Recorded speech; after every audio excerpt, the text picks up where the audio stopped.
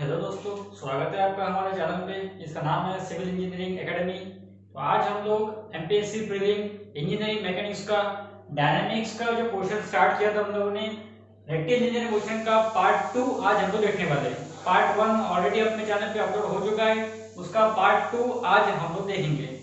तो आज हम लोग देखेंगे कि रेक्टिलिनियर मोशन की इक्वेशंस क्या रहते हैं और उसके जो न्यूमेरिकल्स आपको सॉल्व करने के लिए एग्जाम में पूछ सकते वो कैसे सॉल्व करना, तो इसके ऊपर न्यूमेरिकल्स भी आज हम लोग सॉल्व करेंगे। तो देखो इक्वेशन लिखे हैं मैंने एक बोर्ड के ऊपर, इक्वेशंस ऑफ लीनियर मोशन। पहला equation v is equal to u plus a t, दूसरा इक्वेशन है v square is equal to u square plus 5as और तीसरा इक्वेशन लिखा है s is equal to ut plus half a t square. तो जो meanings है इसके जो सिंबल्स है, इस सिंबल्स के मीनिंग क्या होते हैं? u को बोलते हैं अपन इनिशियल वेलोसिटी, v को बोलते हैं हम लोग फाइनल वेलोसिटी, a का मीनिंग होता है एक्सेलरेशन, s का मीनिंग होता है डिस्प्लेसमेंट और t का मीनिंग होता है टाइम। ये सारे सिंबल अपन ने इसके जो प्रीवियस पार्ट है वहां पे डिस्कस किए थे और इसके इक्वेशंस इस तरह से रहते हैं और इस इक्वेशन को यूज करके आप लोगों को न्यूमेरिकल सॉल्व करना है। ठीक है, अगर आप लोगों को कोई nth सेकंड पे, कोई n टाइम का सेकंड है, कोई n सेकंड है, उसके ऊपर अगर आप लोगों को डिस्प्लेसमेंट पूछा है तो n सेकंड पे डिस्प्लेसमेंट कैसे निकालना, उसका फार्मूला है s u plus a by 2 into twice n plus 1, u plus a by 2 into twice n plus 1। और इस तरह से सब सिंबल्स के मीनिंग भी लिखे हुए हैं। तो इक्वेशन बहुत ज्यादा इंपॉर्टेंट है दोस्तों, क्योंकि इसके ऊपर आपको एक आधा न्यूमेरिकल एमपीएससी प्रीलिम में सॉल्व करने के लिए पूछने ही वाले हैं। ठीक है, तो इक्वेशन ध्यान में रखो। ये इक्वेशन को अभी अपन ने लिखा है एक्सेलरेशन के फॉर्म में, अगर इसको एक्सेलरेशन ड्यू टू ग्रेविटी मतलब g के फॉर्म में लिखना है तो वो भी हम लोग लिख सकते हैं, तो भी आपको बताता हूं कैसे लिखना पड़ता और किस तरह से साइन कन्वेंशन देना पड़ता। ठीक है, तो इक्वेशन ध्यान में रखो, इक्वेशन नोट डाउन कर लो, वीडियो को पॉज करके सब लिख लो ताकि अपन हम आगे बढ़ सकते हैं।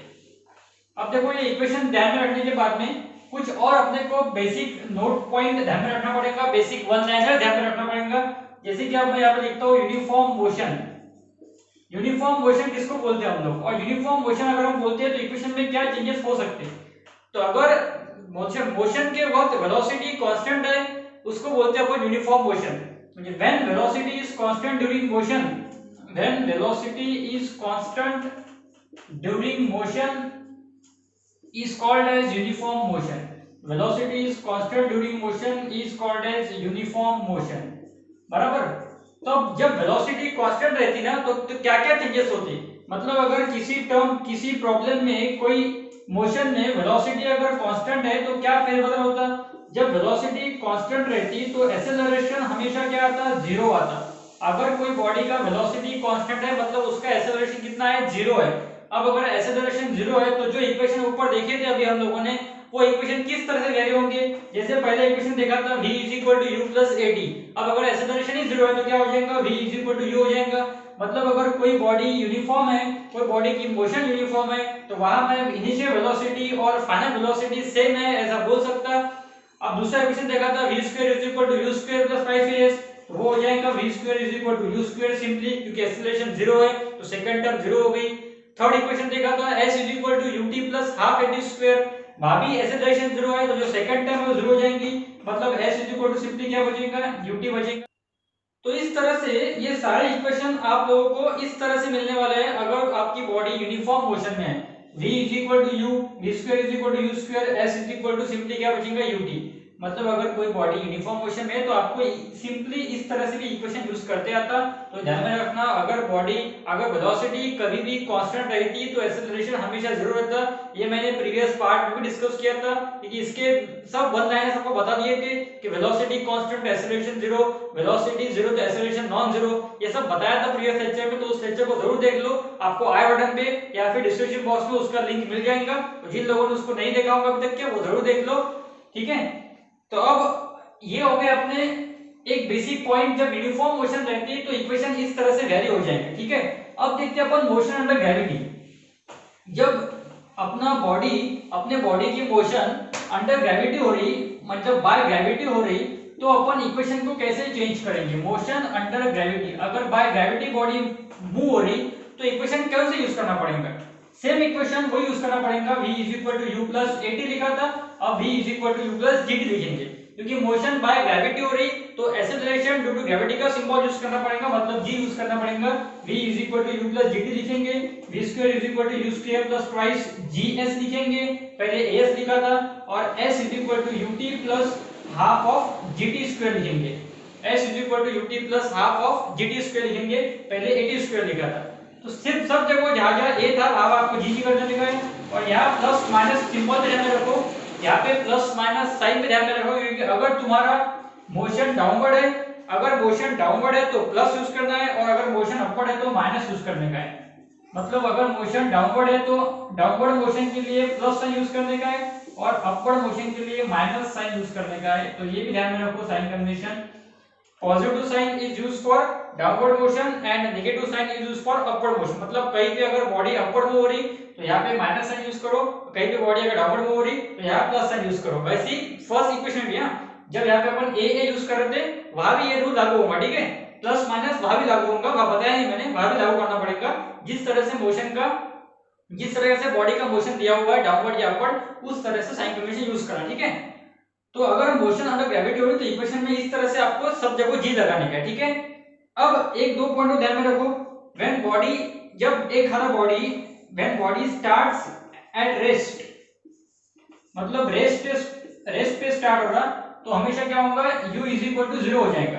मतलब अगर रेस्ट पे बॉडी स्टार्ट हो रहा मतलब उसका इनिशियल वेलोसिटी कितना है, हमेशा 0 है। और जब body reach at, when body reach at rest, और जब बॉडी कहीं पहुंचता, जब बॉडी की मोशन होती, जब बॉडी एक अपने डेस्टिनेशन पे पहुंच जाता और वहां अगर वो रेस्ट पोजीशन में पहुंचता तो वहां हमेशा क्या रहेगा, v = 0 रहेगा। When body starts at rest, u = 0. When body reach at rest, v = 0. ये दो पॉइंट को ध्यान में रखना। तो ये भी आपके लिए बहुत इंपॉर्टेंट है, क्योंकि आपको प्रॉब्लम में कुछ स्टेटमेंट ऐसे रहेंगे, वहां से समझना पड़ेगा ये कब u 0 रहेगा और कब v 0 रहेगा। ये समझना बहुत ज्यादा इंपॉर्टेंट दोस्तों, क्योंकि हर प्रॉब्लम में u और v गिवन नहीं रहता, तो अपने को कभी ना कभी u को 0 करना पड़ेगा, कभी ना कभी v को 0 करना पड़ेगा। तो when body starts at rest, u = 0, when body reach at rest, v = 0। ये दो पॉइंट ध्यान में रखो अच्छे से, ताकि आप लोगों को प्रॉब्लम सॉल्व करने में कुछ भी कंफ्यूजन ना हो। अब अपन देखेंगे और एक दो पॉइंट देखना है आप लोगों को। जैसा कोई अगर ऑब्जेक्ट है, कोई ऑब्जेक्ट है, ऑब्जेक्ट थ्रोन अपवर्ड, अगर अपन कोई ऑब्जेक्ट को ऊपर फेंकते, अगर अपन किसी ऑब्जेक्ट को ऊपर फेंकते तो कौन सा वेलोसिटी 0 होगा, u 0 होगा या v 0 होगा। तो जब अगर अपन किसी ऑब्जेक्ट को ऊपर फेंक रहे हैं तो ऑब्वियसली उसको इनिशियल की गरज है। अगर अपन किसी ऑब्जेक्ट को ऊपर फेंकना है तो ऑब्वियसली उसको इनिशियल वेलोसिटी देना पड़ेगा, उसको फाइनल वेलोसिटी की जरूरत नहीं पड़ेगी। तो अगर किसी ऑब्जेक्ट को ऊपर फेंकना है तो वहां u = आपको मैक्सिमम रखना पड़ेगा और v = आपको 0 रखना पड़ेगा। If you want to move the object या throw the object upward, then in that case u = always maximum and v = always 0। और अगर कोई ऑब्जेक्ट डाउनवर्ड थ्रो हो रहा, ऑब्जेक्ट थ्रोन डाउनवर्ड, ऊपर से अगर अपन ऑब्जेक्ट को नीचे फेंक रहे हैं तो नीचे फेंकते वक्त अपने को इनिशियल वेलोसिटी नहीं होना कि बाय ग्रेविटी आता, जब वो नीचे पहुंचेगा तो उसका फाइनल वेलोसिटी सबसे ज्यादा हो जाएगा और उसका इनिशियल वेलोसिटी क्या हो जाएगा, 0 हो जाएगा। तो इस केस में अपन बोलेंगे v = मैक्सिमम और u = 0। तो when object thrown upward, u = max, v = 0, when object thrown downward, v = max, u = 0। ठीक है, तो ये सारे बेसिक पॉइंट्स थे, ये सब आपको पता होने चाहिए, तभी आप न्यूमेरिकल सॉल्व करते वक्त सब कुछ ध्यान में रख के ही सॉल्व कर पाओगे, क्योंकि सब पॉइंट ध्यान में रखना पड़ेगा, कब u 0 होता, कब v 0 होता, कब कौन सा इक्वेशन यूज करने का है लीनियर मोशन का, कब g का यूज करने का है, कब a का यूज करने का है, ये सारे पॉइंट ध्यान में रखने के लिए ध्यान में रखोगे तो ही आपको न्यूमेरिकल सॉल्व कर पाएंगे दोस्तों। तो अब हम लोग न्यूमेरिकल्स के ऊपर जाते कुछ 4-5 न्यूमेरिकल सॉल्व करेंगे, और बाकी के जो न्यूमेरिकल्स रहेंगे वो आपको मैं टेलीग्राम पे अपलोड कर दूंगा, तो आपके लिए प्रैक्टिस के लिए भी हो जाएंगे। आप प्रैक्टिस करते रहना, आपके पास कुछ बुक्स होंगी तो वहां से प्रैक्टिस करना, ताकि आप लोगों को कम से कम 10 से 15 न्यूमेरिकल सॉल्व करना पड़ेगा इसके ऊपर, तो ही आपका प्रैक्टिस परफेक्ट हो पाएगा। ठीक है, तो अब हम न्यूमेरिकल स्टार्ट करते हैं दोस्तों। अब हम न्यूमेरिकल स्टार्ट करते हैं, तो आपको मैं न्यूमेरिकल लिखा देता हूं, आप लोग न्यूमेरिकल लिख लो ताकि फिर आपको मैं सॉल्व करने देता हूं। ठीक है, तो देखो मेरे पास में कुछ न्यूमेरिकल्स है, अपने नोट पे से है, आपके पास में नोट्स होगा डाउनलोड किया हुआ, टेलीग्राम पे अपलोड किया है नोट्स। तो जो लोग टेलीग्राम पे अभी ज्वाइन नहीं हुए वो लोग इसका लिंक दिया है डिस्क्रिप्शन बॉक्स में, उस पर क्लिक करो और टेलीग्राम चैनल पे ज्वाइन कर लो। और हाँ, जिन लोगों ने अभी तक हमारे चैनल को सब्सक्राइब नहीं किया है वो लोग प्लीज इसे सब्सक्राइब करो और नोटिफिकेशन बेल को ऑन कर दो, ताकि आपको हमारे सारे टेक्निकल अपडेट्स तुरंत और सबसे पहले मिल सके। तो लिखो आप पहला न्यूमेरिकल, सब लोग रजिस्टर लेके बैठो, पेन लेके बैठो और फर्स्ट न्यूमेरिकल लिखो। Find time required by ball, find time required by ball to reach the ground, to reach the ground having maximum velocity of 9.81 metre per second. Maximum velocity दिया है 9.81 metre per second when drop from top of building. ये इसमें बोला हुआ है when drop from top of building. क्या क्या दिया है? मैक्सिमम वेलोसिटी दिया है और कुछ भी दिया है, बस v दिया है अपने को। और इसमें आखिर में क्या बोला है? When drop from top of building, मतलब ऊपर से नीचे फेंका है ऑब्जेक्ट को। जो भी ऑब्जेक्ट है उसको ऊपर से नीचे फेंका है, मतलब ऑब्जेक्ट डाउनवर्ड नीचे फेंका है मतलब डाउनवर्ड है ऑब्जेक्ट। इसमें डाउनवर्ड जब रहता तो आपको बताया था v = मैक्सिमम रहता और u = 0 रहता। जब अपन ऑब्जेक्ट को डाउनवर्ड मोशन में फेंकते तो v = मैक्सिमम रहेगा, जो दिया है प्रॉब्लम में मैक्सिमम वेलोसिटी, और इनिशियल क्या रहेगा? 0 रहेगा। आपको निकालना क्या है इसमें? आपको निकालना है टाइम। आपको निकालना क्या है? टाइम निकालना है। जैसा अपने पास में इक्वेशन है एक v² v = u + at, लेकिन इसमें एक्सेलरेशन तो दिया हुआ नहीं है। अपने पास में इक्वेशन है v = u + at है, v = u + v² = u² + twice as है। तो इसमें डिस्प्लेसमेंट भी दिया हुआ नहीं है, इसमें एक्सेलरेशन भी दिया हुआ नहीं है। तो अपन जब एक्सेलरेशन दिया हुआ नहीं है तो अपन क्या यूज कर सकते हैं? अपन g यूज कर सकते हैं। जब एक्सेलरेशन दिया हुआ नहीं है तो अपन g यूज कर सकते हैं, क्योंकि g का वैल्यू क्या है? कांस्टेंट रहता। एक्सेलरेशन क्या है? कांस्टेंट नहीं रहता। लेकिन जब एक्सेलरेशन और ग्रेविटी की बात आती है तो वो कांस्टेंट रहता, और वो कांस्टेंट वैल्यू हमेशा कितनी रहती? 9.1 रहती। g का वैल्यू हमेशा कांस्टेंट रहता 9.81, इनिशियल 0 है इनटू t। इसको इधर लेके आओ, 9.81 अपॉन 9.81 मतलब इसका t का आंसर हो गया 1 सेकंड। इसमें t का आंसर हो गया 1 सेकंड। ठीक है, तो ये प्रॉब्लम आपको समझ में आऊंगा, बहुत सिंपल है। आखिरी की जो लाइन थी drop from top of building, वहां से समझ जाता है कि इनिशियल वेलोसिटी 0 है और बाकी कुछ टर्म दी हुई नहीं है। इसका मतलब ये समझना पड़ेगा कि इसमें अपने को यही इक्वेशन है जो लागू होता g, और अपने को इसमें g का यूज करना पड़ेगा क्योंकि इसमें एक्सेलरेशन दिया हुआ नहीं है। ठीक है, तो ये फर्स्ट क्वेश्चन अच्छे से ध्यान में रख लो और अपन क्या किया सेकंड क्वेश्चन के ऊपर। तो लिखो आप लोग सेकंड क्वेश्चन, ये आपने लिख लिया होगा, जितना मैंने टाइम लिया उसके ऊपर से आपको लिखना हो गया होगा। तो आप सेकंड क्वेश्चन लिखो आप लोग। Find final velocity when bullet is, find final velocity when bullet is shot upward, bullet is shot upward, ऊपर फेंकी बुलेट को, with initial velocity of 20 metre per second, with initial velocity of 20 metre per second at the height of 1 metre. क्या बोला इसमें? आपको final velocity निकालनी है, मतलब v निकालना है, और इनिशियल वेलोसिटी दी है इसमें 20 मीटर पर सेकंड, और हाइट मतलब क्या है? डिस्प्लेसमेंट। हाइट मतलब डिस्टेंस है, डिस्टेंस के ऊपर डिस्प्लेसमेंट बोल सकते हैं, डिस्टेंस और डिस्प्लेसमेंट सेम रहता है। तो इसमें अपने को हाइट क्या बोलना पड़ेगा? डिस्प्लेसमेंट बोलना पड़ेगा। तो डिस्प्लेसमेंट दिया है 1 मीटर और अपने को निकालना क्या है? अपने को निकालनी है final velocity.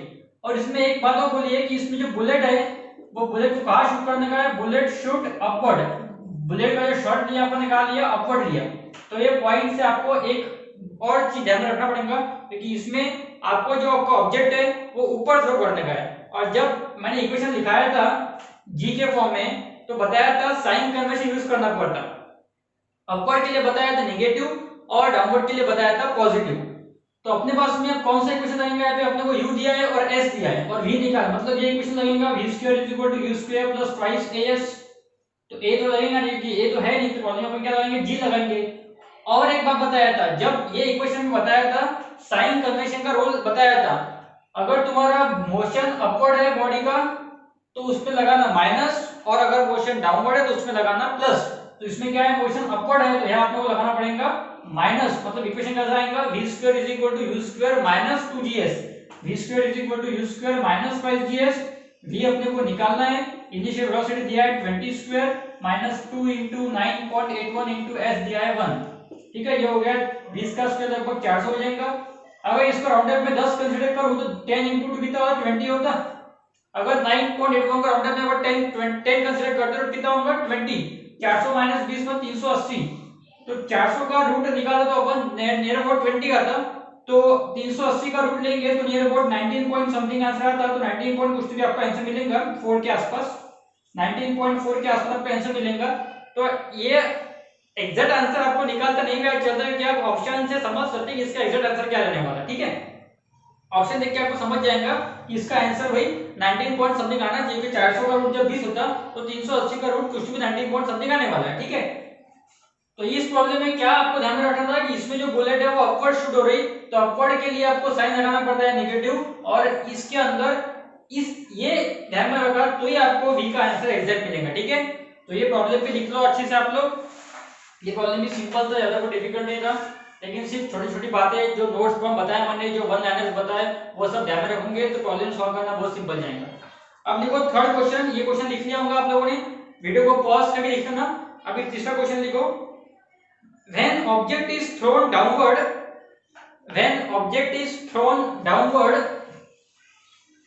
with some velocity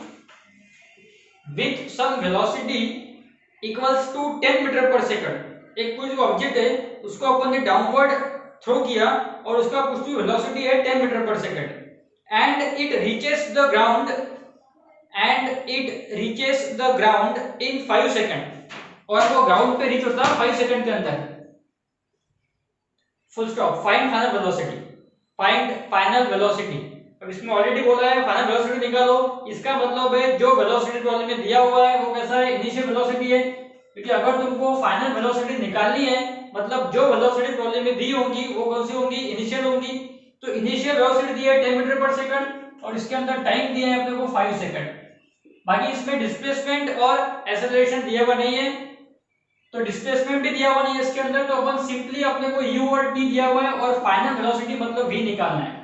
तो अपने पास में ये तो बहुत सिंपल है, v is equal to u plus at था, तो अपन v is equal to u plus gt लगाएंगे, कि एक्सेलरेशन गिवन नहीं है तो अपन gt का यूज करेंगे, v is equal to u plus gt। अपने को ये दिया है 10, g दिया है अपने को 9.81 और ये दिया है 5।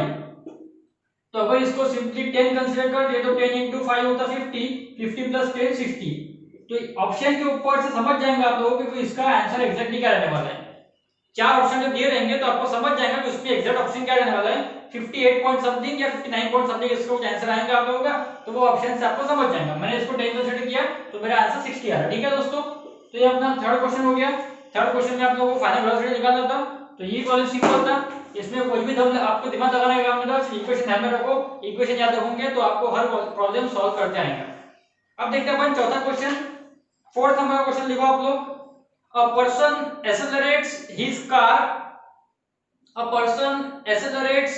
car uniform from rest to 30 meter per second, from rest to 30 meter per second in 30 seconds। तो एक आदमी ने अपनी कार को एक्सेलरेट किया रेस्ट से लेके तो 30 मीटर पर सेकंड तक, मतलब पहले उसका जो मोशन था कार का वो कहा था रेस्ट में था और बाद में उसने उसको इंक्रीज किया 30 मीटर पर सेकंड तक। मतलब पहले उसका वेलोसिटी क्या था, 0 था, जब वो रेस्ट में था मतलब उसका वेलोसिटी क्या था, 0 था, मतलब वो इनिशियल वेलोसिटी था u। बाद में उसने उस कार के एक्सेलरेशन को, उस कार के स्पीड को इंक्रीज किया 30 मीटर पर सेकंड तक, मतलब बाद में का जो वेलोसिटी है वो फाइनल वेलोसिटी है 30 मीटर पर सेकंड। और इसके बीच में उसने जो टाइम लिया, ये वेलोसिटी को इंक्रीज करने के लिए उसने टाइम लिया, वो टाइम उसने दिया है 30 सेकंड्स का, मतलब इसमें t दिया है 30 सेकंड्स। और आपको पूछा है determine the acceleration and displacement, आपको पूछा है determine the acceleration and displacement.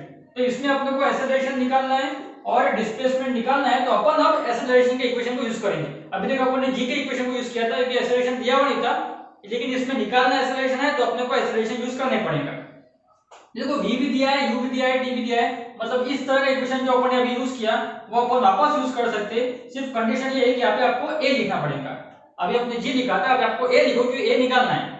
तो v दिया है 30, u दिया है 0 और t भी दिया है 30, मतलब एक्सेलरेशन आ गया 1 मीटर पर सेकंड स्क्वायर, क्योंकि 30/30 हो जाएंगे कैंसिल, तो मतलब हो जाएगा 1, तो एक्सेलरेशन आ गया 30 मीटर पर सेकंड स्क्वायर। अब निकालना है डिस्प्लेसमेंट, तो डिस्प्लेसमेंट का एक सेपरेट फॉर्मूला आपको दिखा दिया मैंने, डिस्प्लेसमेंट का एक सेपरेट इक्वेशन अपन ने बनाया थर्ड नंबर इक्वेशन, देखो क्या बनाया था, ut plus half at square, ut plus half at square।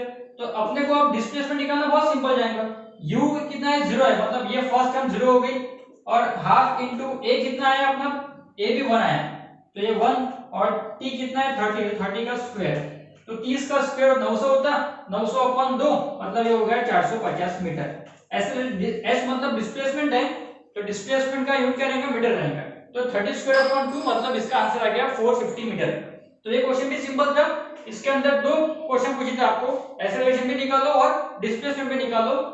तो आपको अगर ये प्रॉब्लम में जो गिवन टर्म्स है वो समझ गए थे एक बार अच्छे से, तो आप लोग ये इक्वेशन के हेल्प से सब प्रॉब्लम को इजीली सॉल्व कर सकते हो दोस्तों, ठीक है। तो सिर्फ आप समझने की कोशिश करो इसको, आप लोग एकदम ऐसा मत लो कि ये क्वेश्चन ऐसा एग्जाम में आने वाला है क्या, इसको आप समझने की कोशिश करो। आप अगर एक बार सारे इक्वेशन को लर्न कर लोगे, सारे इक्वेशन को याद रख लोगे, और जिसकी जो कंडीशन बताई मैंने वो अगर आप याद रख लोगे, तो आपको एक बार डाटा गिवन समझ गया। बस आपको इतना ध्यान में रखना है कौन सा इक्वेशन मैं यहाँ लगाऊं और इस क्वेश्चन को सॉल्व करो, बस इतना आपको ध्यान में रखना है, तो आप सब प्रॉब्लम इजीली सॉल्व कर पाओगे, ठीक है। आप लोग सिर्फ क्या करो, ये इक्वेशन को अच्छे से लर्न कर लो और जो मैंने पॉइंट्स बताए वो सब अच्छे से ध्यान में रखो, तो आप हर न्यूमेरिकल सॉल्व कर पाओगे। क्योंकि मैं बहुत ज्यादा न्यूमेरिकल्स क्लास के अंदर नहीं कंडक्ट कर सकता, अपने वीडियोस बहुत बड़े होंगे, इसलिए आप लोग सिर्फ जो मैंने बताया गाइडलाइंस उसको फॉलो करो। इसके बाद में मैं टेलीग्राम पे कुछ इसके जो प्रैक्टिस क्वेश्चंस है वो अपलोड करूंगा, उसको सॉल्व करो। उसमें अगर आपको डिफिकल्टी आती है तो मुझे व्हाट्सएप पे पूछो, मेरा व्हाट्सएप नंबर मैंने दिया है थंबनेल के अंदर या डिस्क्रिप्शन बॉक्स में दिया होगा, तो वहां मुझे व्हाट्सएप करके पूछ लो आप लोग, ताकि मैं आपको उसका जो आंसर है वो बता सकूं, ठीक है। अब और दो पॉइंट आपको बता रहा हूं, मैं दो वन लाइनर्स बता रहा हूं, वो ध्यान में रखो, ताकि आप लोगों को ये कभी एग्जाम में पूछ लिए तो आपको आए कि इसका मीनिंग क्या है भाई और इसका आंसर क्या आने वाला है। तो देखो, तो जब कभी एक्सेलरेशन कांस्टेंट रहता, व्हेन एक्सेलरेशन इज कांस्टेंट, अगर किसी बॉडी का एक्सेलरेशन कांस्टेंट है तो उसका वेलोसिटी क्या रहेगा, वेलोसिटी इज आइदर मैक्सिमम और मिनिमम, कभी जीरो नहीं रहता, कभी वेलोसिटी जीरो नहीं रहता। अगर किसी बॉडी का एक्सेलरेशन कांस्टेंट है तो वेलोसिटी कभी जीरो नहीं रहता, एक तो मैक्सिमम रहेगा या मिनिमम रहेगा। वैसे अगर किसी बॉडी का वेलोसिटी कांस्टेंट है तो उसका एक्सेलरेशन जरूर रहता, इफ वेलोसिटी इज कांस्टेंट तो उसका एक्सेलरेशन जरूर रहता, लेकिन उसका डिस्प्लेसमेंट कभी जरूर नहीं रहता। अगर किसी बॉडी का वेलोसिटी कांस्टेंट है तो डिस्प्लेसमेंट इज आइदर मैक्सिमम और minimum, displacement is either maximum और मिनिमम। तो ये दो पॉइंट ध्यान में रखो, ये भी एमसीक्यू में बनते हैं क्वेश्चंस, ये क्वेश्चंस पूछे हुए भी है, जो प्रैक्टिस क्वेश्चन निकाले कुछ एकेडमी ने उनके उसमें क्वेश्चंस पूछे हुए हैं, तो ये दो क्वेश्चन भी ध्यान में रखो, दो पॉइंट भी ध्यान में रखो।